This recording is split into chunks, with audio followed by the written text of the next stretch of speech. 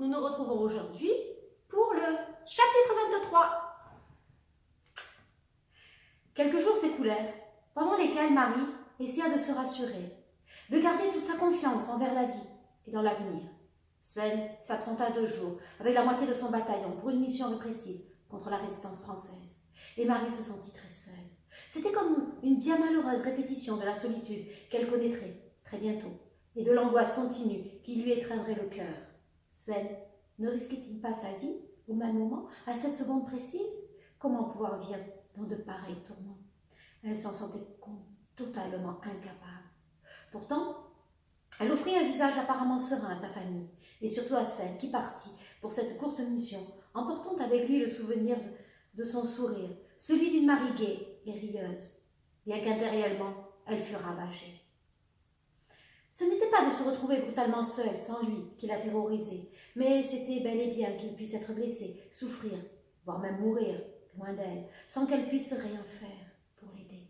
Cette pensée lui était intolérable. Elle aurait mieux supporté, lui semblait-il, qu'il parte heureux avec une autre, plutôt que de courir à chaque instant après une mort annoncée. Pendant ces 2 jours, elle partit dans de longues promenades avec Gulliver et son garde du corps attitré, Taillefer, qui, en l'absence de Valdemar, semblait redoubler sa surveillance rapprochée. Elle ne put supporter l'inquiétude oppressante de ces longues heures sans Sven, que seule, sur le dos de son imposante monture, avec qui elle parcourait les bois et les bords de Loire, au rythme de son pas puissant, un accord parfait avec la nature ensoleillée de ce trop bel été. Sur le large dos de son cheval, Marie, en short, les jambes nues, griffées par les taillis, brûlées par le soleil, les cheveux emmêlés et ornés de brindilles aussi variées que des pâquerettes ou du foin sauvage, Marie, en symbiose absolue avec son énorme monture, les arbres, les oiseaux et toute la nature environnante, Marie pouvait enfin laisser ses pensées vagabonder. Elle pouvait laisser couler les larmes. Elle pouvait se souvenir de la tendresse du Norvégien, de la douceur enivrante de ses mains sur son corps, de ses nuits baignées de lune, de ses heures magiques et hors du temps. Elle pouvait rêver à un avenir où la guerre n'existerait plus, où le nazisme ne serait qu'une farce grotesque, et surtout, où Sven ne porterait plus l'uniforme noir à tête de mort. Un monde où ils pourraient enfin être ensemble, tout simplement. Alors, emportée par le plan ample du percheron, elle oubliait les heures des repas et ne rentrait qu'à la nuit tombée, le corps moulu et le cœur quelque part rasséréné. Sa mère, inquiète, l'attendait sur le perron en pierre usé par les ans, et la voyant enfin ressurgir, silhouette centaure, moitié humaine, moitié cheval, elle soupirait, à la fois soulagée et contrariée. D'une voix qu'elle s'efforçait de maîtriser, elle faisait « Marie, descends de cet animal tout de suite. Tu es folle, et si tu tombais ?» Puis elle ajoutait un ton plus bas, afin que seule sa fille puisse l'entendre. « Dans l'état où tu es, ma chérie, il faut que tu prennes quelques précautions. » La jeune fille sautait à terre avec souplesse et s'exclamait à mi-voix. « Avec Gulliver, je ne risque rien. Il ne me laissera jamais tomber. Et quelles précautions veux-tu que je prenne? Que je reste couchée à me morfondre toute la journée? Je crois qu'il est mieux pour mon bébé d'être bercé au pas de Gulliver, de respirer l'air léger des sous-bois, d'entendre le chant des oiseaux. Ne t'inquiète pas pour moi. Je suis plus en sécurité avec Gulliver et Taillefer que partout ailleurs. » Sophie n'osait pas trop contrarier sa fille, qu'elle sentait déchirée et profondément malheureuse. Elle se doutait que le départ prochain du commandant Valdemar était une épreuve terrible pour elle. Elle-même, pourtant, ne pouvait s'empêcher de songer, d'espérer que l'officier, une fois parti, Marie pourrait l'oublier et ainsi, pourquoi pas, refaire sa vie avec un homme qui cette fois serait français. Si seulement Philippe était là, pensait Sophie avec amertume. Il saurait, lui, elle l'écoutait toujours. Ils étaient tellement semblables, le père et la fille. Mais Philippe était loin, depuis de longs mois déjà, et Sophie devait seule gérer cette délicate situation. Elle se laissait encore un peu de temps avant d'en parler à Noémie et surtout à sa petite Léa. L'état de Marie n'étant pas encore visible, Sophie avait encore un court délai afin de préparer le discours qu'elle tiendrait à sa cadette. Comment lui présenter la situation sans la choquer? Quel souci! Et Philippe qui était si loin! À présent qu'il était absent, elle se rendait clairement compte combien elle avait l'habitude de compter sur lui pour de multiples choses quotidiennes. À présent, elle devait, bien malgré elle, s'occuper de la gestion du château et de sa famille. Elle savait pouvoir compter sur la force de caractère de Marie et sur sa débrouillardise, mais maintenant qu'elle était enceinte, elle ne pourrait pas continuer à se conduire en sauvageonne. Une grossesse exigeait du repos et non de courir les bois. Heureusement, dans peu de temps, les Allemands qui occupaient les terres du château partiraient, eux et leurs armes, leurs chars et surtout leurs commandants. Tout rentrerait dans l'ordre, pensait Sophie, avec espoir. Finalement, par un bel après-midi à la chaleur caniculaire, le sourd et sinistre grondement des moteurs et grincement des chenilles des panzers résonna dans la touffeur oppressante de l'air. Le 3e bataillon disciplinaire était de retour au château de Beaugency. À cause de la chaleur, Marie s'était accordé une sieste, pied dans l'eau, dans son coin favori de la Loire. Taillefer s'était creusé un coin bien au frais, au pied d'un châtaignier, après s'être largement baigné, et dormait d'un sommeil profond, son poil roux encore parsemé de multiples gouttelettes. Gulliver, lui, faisait sa sieste, imposante silhouette en appui sur 3 pieds, l'encolure basse, les yeux mi-clos, à peine dérangés par quelques mouches tenaces malgré la température. Il se reposait à l'ombre généreuse de grands sols, sa longue queue foyant mollement ses flancs. Lorsque, soudain, Teufel se dressa d'un bond, tous les sens en alerte, ses longues oreilles pointaient dans la direction du château, grondant faiblement. Gulliver sursautant, un accord parfait avec la réaction du gros chien. Ses grands yeux sombres, papillonnant d'étonnement et d'inquiétude. Marie, en bâillant, se leva et posant une main sur le dos hérissé de Teufel, lui demanda « Mais alors, mon gros, qu'est-ce qui se passe ?» Le chien tourna la tête et gémit faiblement, tout en pointant à nouveau le nez dans la direction de Beaugency. La jeune fille tendit l'oreille, attentive au moindre son. Au loin, finalement, elle perçut un sourd grondement de moteur. « Oh, Teufel, tu es le meilleur des chiens !» s'exclama-t-elle en entourant ses bras bronzés autour du cou musculeux du Malinois. Puis, elle appela Gulliver qui, après s'être étiré, se porta au petit trot à ses côtés. Alors, saisissant à pleine main la longue crinière grise argentée du cheval, elle se propulsa d'un seul coup de rein sur son large dos. Prenant les rênes en cuir tressé et serrant les jambes nues, elle fit partir d'un seul bond l'énorme cheval. Gulliver galopait, aussi vite que lui permettait le terrain, traversant les taillis, sautant avec une étonnante légèreté les fossés et les troncs d'arbres, coupant au plus court à travers les champs, accélérant l'allure dès que le sol le lui permettait. Le grondement se faisait à présent presque assourdissant, et un épais nuage de poussière grise signalait l'avancée des chars sur le chemin menant au château. Quelques minutes plus tard, le cheval et sa cavalière, suivis de près par Teufel, débouchaient eux aussi sur le chemin. Déjà, Marie apercevait la masse noire, grise et terrifiante des panzers.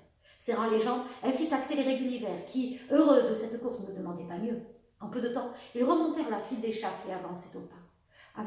Sous les cris, les acclamations et les sifflements admiratifs des soldats allemands, heureux de la diversion du spectacle qu'elle offrait, menue silhouette aux jambes nues, aux longs cheveux dénoués par la chevauchée. Pourtant, le regard tendu, fixé sur un point situé au loin, devant, elle ne voyait rien. Son esprit et son cœur fixés sur un seul but. À l'endroit où la file assourdissante des chars bifurquait afin de gagner l'immense champ où il cantonnait, Marie s'arrêta, indécise. Elle jeta un regard interrogatif au gros chien qui, haletant, aboya et partit vers le château. Alors, sans plus d'hésitation, serrant les jambes, le lourd cheval bondit au galop et suivi par Teufel qui courait son panache roux et blanc fixement dressé.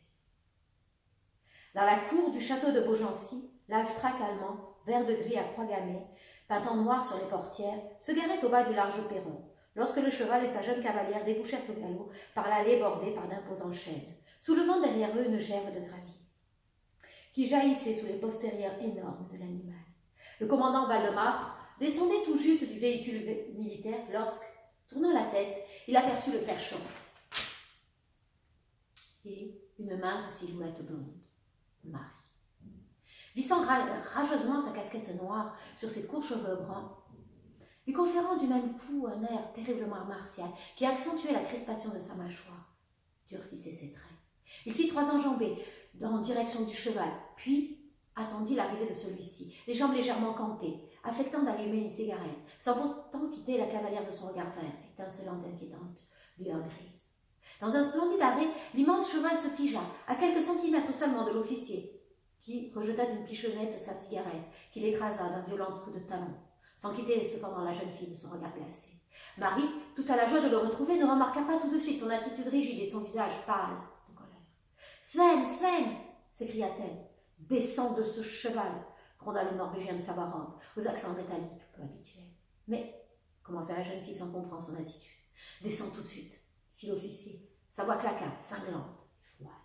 Marie le dévisagea, interloquée par son accueil. Sans le quitter de son regard bleu, Ébahie d'étonnement, elle fit doucement « Campo, Gulliver, campo ». Docilement, le cheval tendit ses antérieurs devant lui, puis ses postérieurs vers l'arrière, et maintint une attitude campée comme le lui avait demandé sa jeune cavalière. Souplement, Marie passa sa jambe droite par-dessus l'encolure grise et musculeuse, puis se laissa glisser à terre. D'un simple claquement de langue, elle lui enjoignit de reprendre ses aplombs.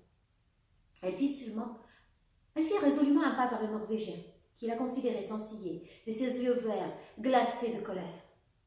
Alors, timidement, elle fit un autre pas vers lui, qui se dressait devant elle, de toute sa taille, hors du commun, paraissant à cet instant précis aussi puissant et colossal que Gulliver, l'énorme cheval. Il avait cependant une dureté, une violence sous-jacente qui n'existait pas chez le cheval.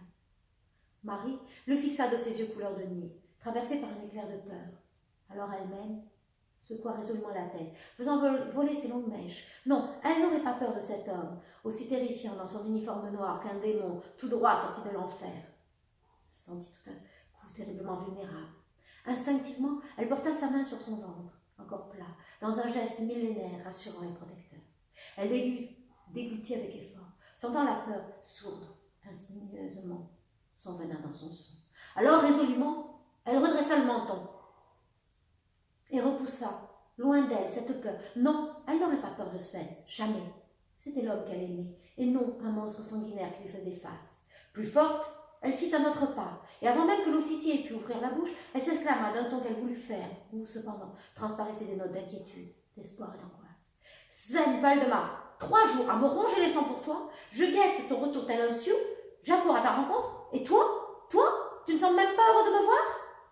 Le Norvégien fit un geste pour l'interrompre, mais Marie se récria de plus belle. « Alors, si c'est pour faire cette tête-là, tu peux repartir tout de suite, sans oublier tes boîtes de conserve. »« Marie, » fit Valdemar d'un ton brusque, tout en saisissant la jeune fille par le bras. « Marie, il faut que je te parle. » Prestement, avec la souplesse et la vivacité d'une gazelle, elle se dégagea et recula contre l'abri rassurant formé par l'encolure de Gulliver, qui, essoufflé par sa chevauchée, observait pourtant toute la scène de ses grands yeux noirs, doux et quoi, calme.